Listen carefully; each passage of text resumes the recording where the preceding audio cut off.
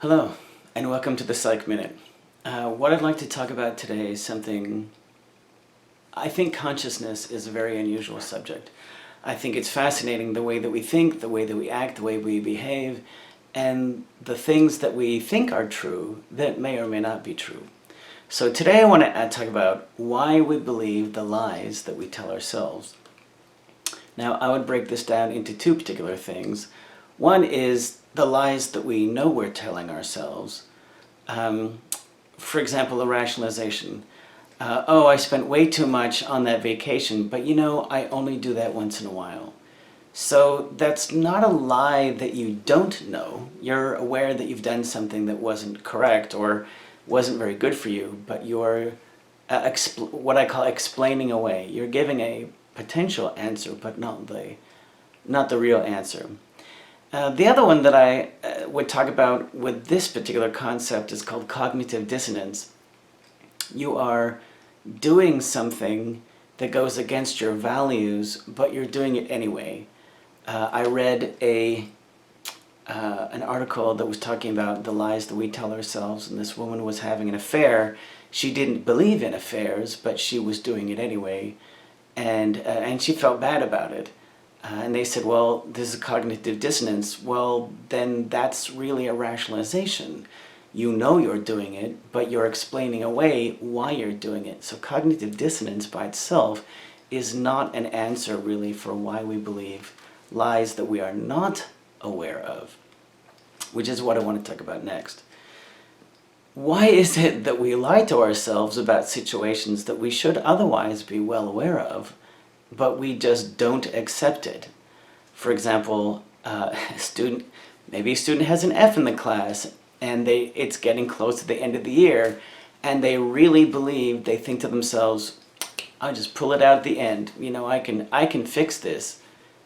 No, if you got to college, or if you were good in high school, you know that you cannot pull it out at the end.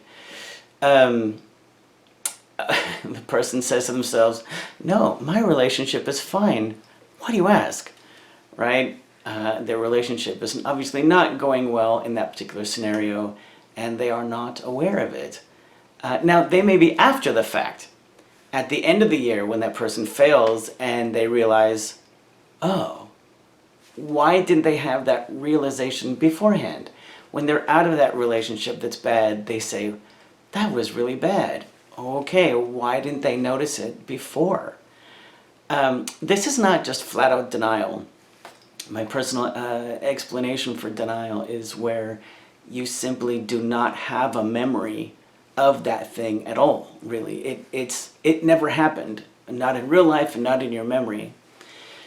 But the other thing that I would talk about is called fundamental attribution error, is you defer to yourself as everything is okay.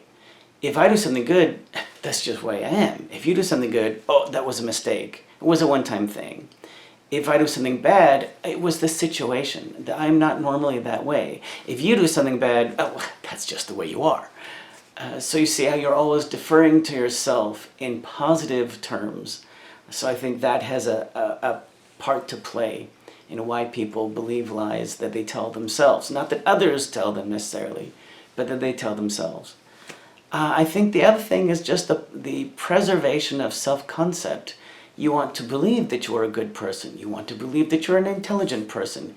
That if something went bad, you would see it and you would understand how to fix it.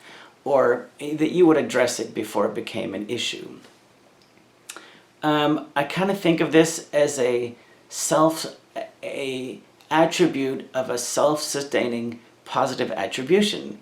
That is, you tell yourself, I'm a good person, I'm a good person. If you believe that something is bad in your relationship, or that you can't pull out that grade at the very end, then you might not be able to continue to believe that you are a good person, or a functional person, or a logical person. So just tell the story really quick at the end. I went over to this friend of mine's house. They had been married for about, I think it was their 5-year anniversary, in fact. I had been talking to this guy for a long, long time.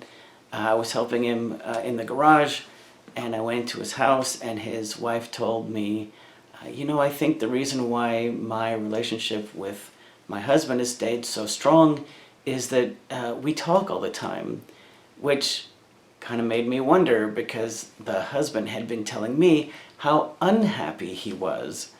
And so how could she believe this? And in fact, within a few days, they'd separated. How could she believe this? I think, number one, obviously her partner was not telling her the whole truth. But here's the important part. You overlook things that might have been indicators, and you chalk it up to the situation and not as an attribute of your relationship, right? Fundamental attribution error. It can't possibly be my relationship because I would know. And then, quite frankly, I think if there was anything that she had noticed at the time, that she just didn't want to believe. So I just think this is such an interesting topic. I wanted to share it with you. I don't really have any answers necessarily about how can I stop doing this. I think from my own personal experience, if I was going to give you some advice, if you think something has gone wrong or something doesn't feel right, you're probably correct. One of the things that I tell my students all the time is we talk about open communication.